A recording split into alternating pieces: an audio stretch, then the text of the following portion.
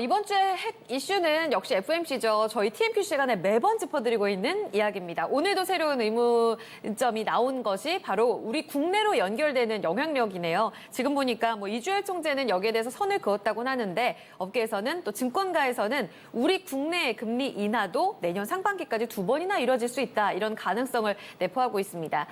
바로 여쭤볼게요. 김동현 전문가님, 미국이 금리를 내리는 것, 이게 왜 국내 금리 인하 시그널로 바로 직결이 되나요? 사실 미국보다 한국이 지금 경기가 더 안 좋아요. 한국이 수치도 더 안 좋고 실제로 한미 금리 차가 역전이 돼 있죠.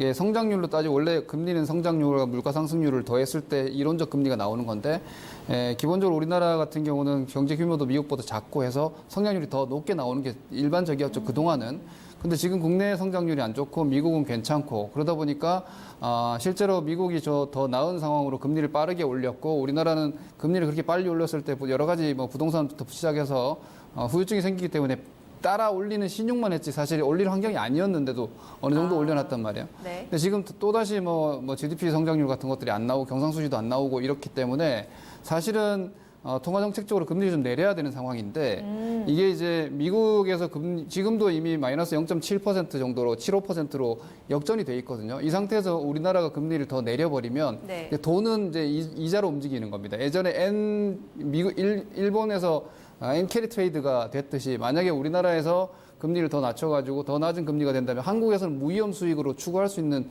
모멘텀이 사라지는 거예요. 그랬을 때 무위험 훨씬 더 안전 자산이자 기축통화인 달러 쪽에서 미국에서 기준금리 격차가 더 크게 벌어지게 되면 네. 자금이 빠져나가는 양상이 될 수 있기 때문에 우리나라에서 자금 이탈이 바로 발생한다. 그렇죠. 그럼 네. 이제 금리 스프레드라는 게 있어요. 한미 금리 차가 생겼을 때 그 스프레드에 연동하는 자금들의 움직임이 있거든요. 그런 부분들이 예를 들어 미국도 내리고 한국도 내리게 됐을 때는 금리 차는 유지가 되죠. 같이 내려가기 때문에. 네. 그렇게 됐을 때는 현재 우리가 필요한 금리 인하를 할 수 있는 이 텀이 더 생긴다는 측면에서 오히려 하는 입장에서는 그렇게 되는 거죠. 지금 통화정책상으로는 국내 경기로 봤을 때는 좀 내릴 필요가 있는 정도의 상황인데 미국이 경기가 계속 좋고 고금리가 유지됐을 때 쉽게 움직이지 못하는 상황인데 미국이 먼저 움직여주면 우리가 먼저 움직인 적은 없어요. 미국이 먼저 움직여주면 이제 한은도 같이 내려줄 여지가 생긴다. 이렇게 뉴스를 해석하시면 됩니다. 알겠습니다. 그러면은 최수정 전문가님, 결국 우리뿐만 아니라 신흥국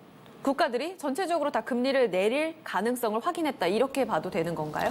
신흥국은 또 다 전체로 보기는 어려워요. 각국의 상황이, 경제 상황이 다르니까 또 환율 부분도 있기 때문에. 근데 우리 이제 기준으로 본다면은 방금 전에 김동현 전문가가 정확히 얘기했듯이 금리 차거든요. 네. 미국이 지금 사실상 전 세계에서 선진국 사회에서 일본이나 유럽이나 기준금리 못 올리고 있잖아요. 저금리잖아요. 근데 미국은 올렸어요. 몇 차례.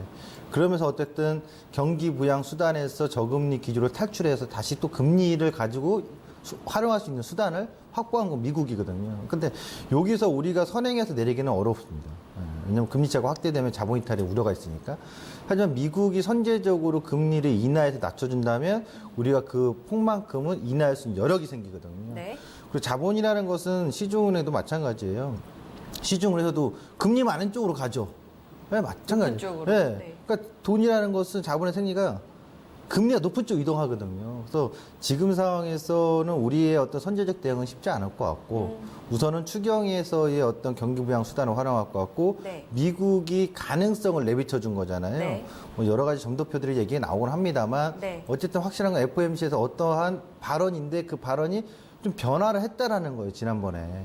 그래서 이제는 그때 포인트에서 미국의 경제에 위협이 된다면 네. 미중력 분쟁을 네. 그러면 행동에 나설 수 있다 이거거든요. 네. 그러면서 금리 인하가 올해 2차례든 3차례든 빨라질 수 있다 이게 아닌데 어쨌든 간에 그 시그널을 줬기 때문에 시장은 긍정으로 판단하는 거고요. 네. 그렇다면은 지금 미국의 금리 인하가 나온 이후에 우리나라도 금리 인하의 가능성 이렇게 높아진다. 그것은 그동안 보셨다시피 네. 경기 부양의 효과로 증시는 환호할 가능성이 매우 높다. 이렇게 결론적으로 여러분들이 알고 계시면 큰 참고가 될 겁니다. 네.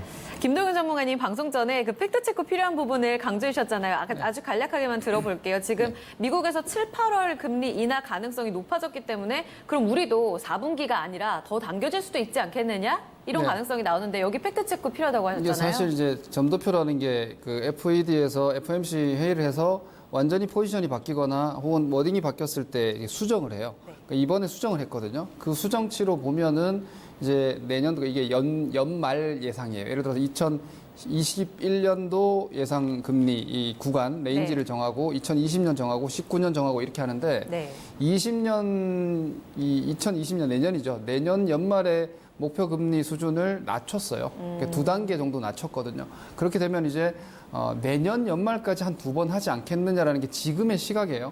근데 이제 어떤 그 변화 자체가 이번 달에 되다 보니까 곧 그러면 하겠다는 거 아니냐라는 전망이 미국 금리 선물이나 이런 쪽에서는 아직까지 유지를 하고 있어요. 그러면 7월 FOMC에서 인하 가능성이 아직까지는 90%대 이렇게 유지가 되고 있기 때문에 근데 뭐 50pp 이런 건 좀 오반 것 같고요. 그냥 미국이 먼저 움직여줬을 때 아까 말씀드린 대로 이거죠. 하느니 먼저 움직인 적은 없어요. 그럼 네. 미국이 언제 인하를 해주느냐에 따라서 우리도 금리 인하 시기가 시점이 결정되는 결정이 거잖아요. 대략 네. 될 테니까 아마 미국에서 FOMC가 있고 그 직후가 아닐까 이렇게 시장은 예상하는 거죠. 이게 이제 뭐 애널리스트들이나 혹은 기자들이 거기에 대해서 네. 예상치 전망들을 그쵸. 많이 하고 있기 때문에 너무 확정적으로 보시기보다는 팩트는 FED 점도표가 내년도까지 2단계 정도 낮아졌다. 2단계면은 지금 상태에서 그 0.5%니까 네. 그 정도까지 낮춰질 수 있다. 이게 뭐 올해 한번 이렇게 빨리 한다라면은 이제 올해는 끝나는 게 될 수 있죠. 이런 정도의 인지를 현재 팩트를 좀 상황을 보실 필요가 있을 것 같습니다. 네.